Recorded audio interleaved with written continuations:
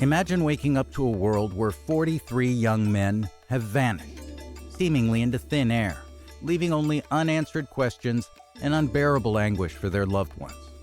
This isn't a story from some distant past or a legend this time, but a haunting reality that's gripped Mexico for a decade now. This is the story of the disappearance of the 43 students from Ayotzinapa. Friends, thanks for joining me on the Mysteries of Latin America, where I explore the myths, legends, mystery, and history from the northern border of Mexico to the southern tip of Argentina and across the Caribbean islands. My name is Andrew, and today we delve into the unresolved enigma of the Ayotzinapa disappearance, a case that's become a symbol of Mexico's ongoing struggle with truth, corruption, violence, and justice.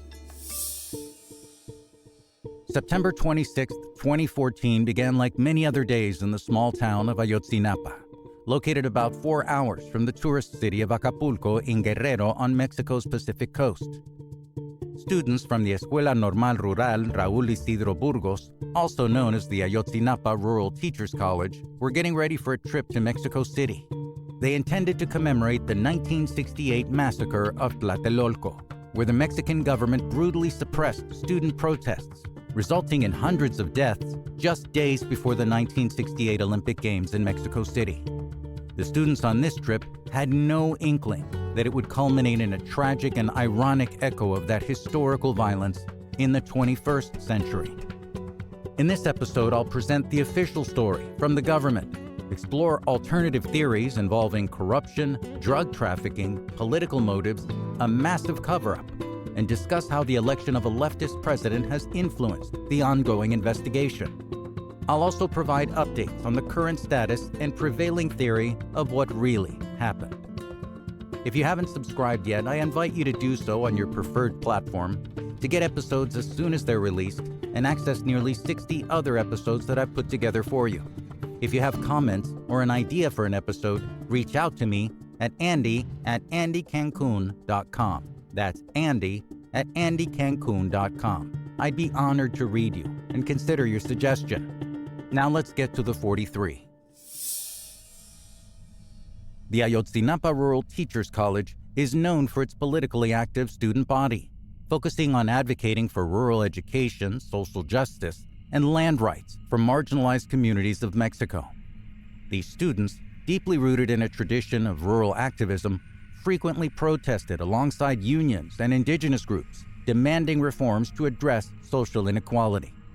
On the night of September 26, 2014, the 43 male students were traveling on several buses when they were intercepted by local police in Iguala, Guerrero. The police claimed they stopped the buses due to concerns that the students were planning to disrupt a local political event involving the mayor's wife. Authorities feared the students would interfere with the events because of their activism and protest activities. Now, the students had a history of commandeering buses as part of their protest tactics.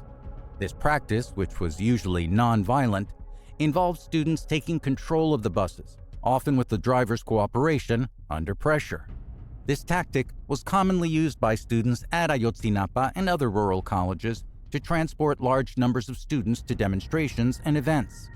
But here, the situation escalated quickly. When the buses were stopped by police, the students were forcibly removed. The confrontation led to the immediate deaths of 6 individuals, including 3 students. By the following morning, 43 students had disappeared. The tragic events in Iguala soon evolved into an international crisis.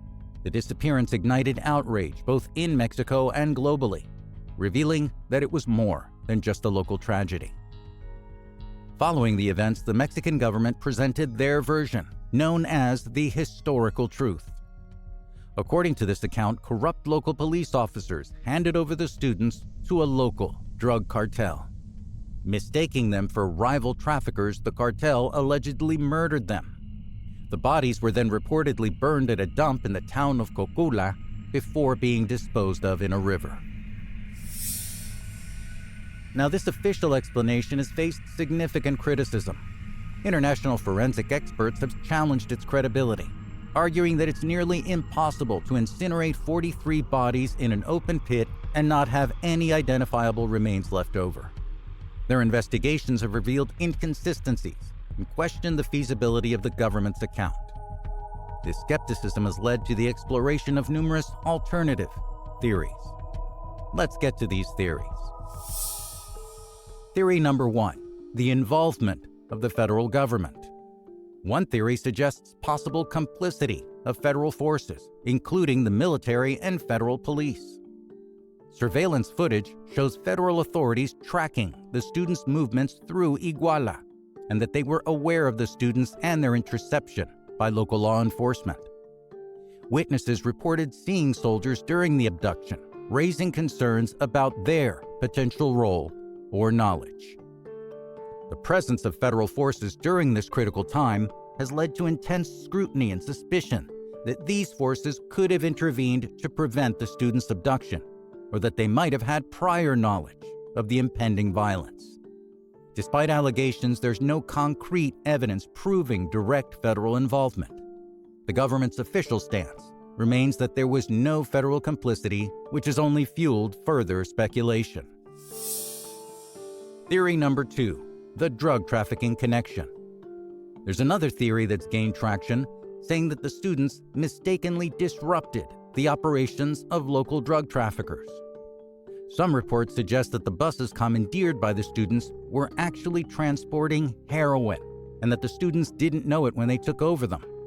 The local cartel, thinking that the students were interfering with their operations or that they might have been rivals, targeted them with brutal force for trying to undermine their business.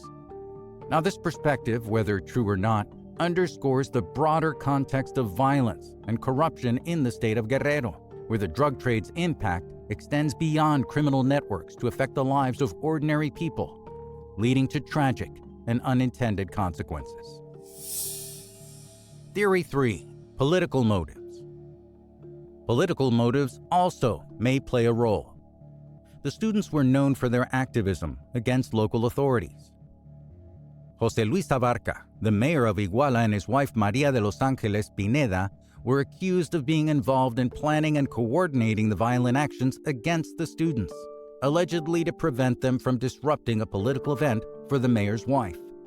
The investigation revealed that local authorities, including the two, were deeply implicated in the cover-up and subsequent violence, and that the disappearance was intended to silence political dissent and intimidate others. Both were convicted of kidnapping and murder, receiving prison sentences of over 90 years each. While this represents a step toward justice, some argue that Abarca may have been a scapegoat, deflecting attention from higher-level officials involved. Theory number 4, the cover-up. The cover-up theory suggests that high-ranking officials engaged in evidence tampering, torturing of suspects, and obstruction of justice to protect those responsible. Investigators found evidence manipulation, altered crime scenes, and destroyed documents.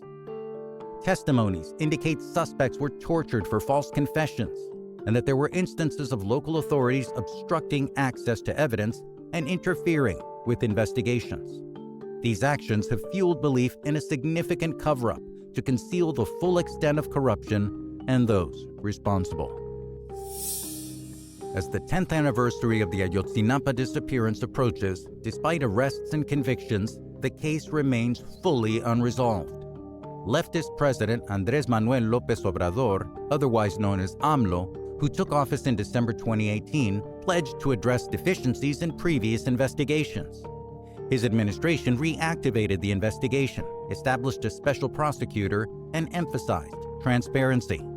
Despite new witnesses and international collaboration, progress has been slow, and many families and activists remain frustrated. The investigation involves several entities, including the Mexican federal government, the Special Prosecutor's Office, and the Inter-American Commission on Human Rights. Claudia Sheinbaum, also a leftist who was recently elected as president of Mexico and is set to take office in December 2024, has committed to continuing the investigation with renewed vigor and transparency. She has said she aims to build on previous efforts and address ongoing issues to bring closure to the case. Critics, however, express concerns about the persistent delays and systemic obstacles that might continue under her administration. So what does the investigation say today? The prevailing theory in the Ayotzinapa case suggests that corrupt local police officers, in collusion with organized crime groups, played the leading role in the disappearance and murder of the 43 students. Yes, they think they're all dead. According to this theory, the students were intercepted by police on the night of September 26, 2014, while they were traveling in buses commandeered for a protest. The theory says that the local police, who were reportedly in contact with the local cartel, detained the students and then transported them to a municipal dump known in the town of Cocula. At the dump, the students were believed to have been executed by gunfire, and their bodies were subsequently incinerated. Evidence and testimonies suggest that the police facilitated this brutal act to conceal the students' whereabouts and prevent their return.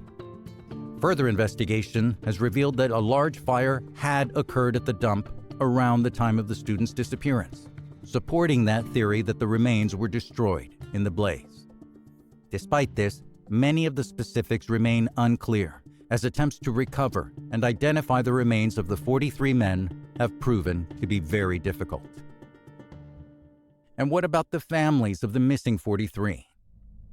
The families of the missing Ayotzinapa students have shown remarkable persistence in their quest for truth. They've organized protests, demonstrations, marches all over the country, engaged with media, and built alliances with human rights organizations to demand accountability. Despite intimidation, harassment, and inadequate responses, they keep searching for answers, gathering evidence, challenging official narratives, and seeking international support. Their resilience underscores the severe human cost of systemic corruption. The disappearance of the Ayotzinapa 43 reflects Mexico's and much of Latin America's struggle with corruption, violence, and human rights abuses. The case has become a symbol of the broader fight for justice in a region where many disappearances remain unresolved and accountability is elusive. And why did I include this story in the Mysteries of Latin America collection? While many stories here on the program are myths, legends, or history from centuries ago, this one is from much more recent times. As someone from the U.S. with Latin American roots, I think it's crucial for those of us with similar origins to understand the region's current issues and culture, as well as the stories from our grandparents.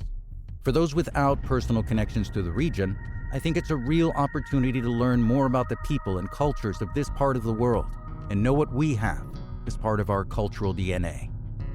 Friends, I thank you for listening. Share and subscribe to the podcast on whatever platform you're listening on right now, and share it with like-minded adventurers. And if you have ideas for an episode or stories about your roots in Latin America, reach out to me at andy@andycancun.com.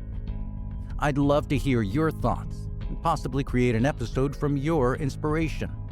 And we'll be back real soon with another myth, legend, mystery, or piece of history from the region between Mexico and Argentina and all across the Caribbean islands. So be on the lookout. Friends, my name is Andrew, and this is the Mysteries of Latin America. Adios.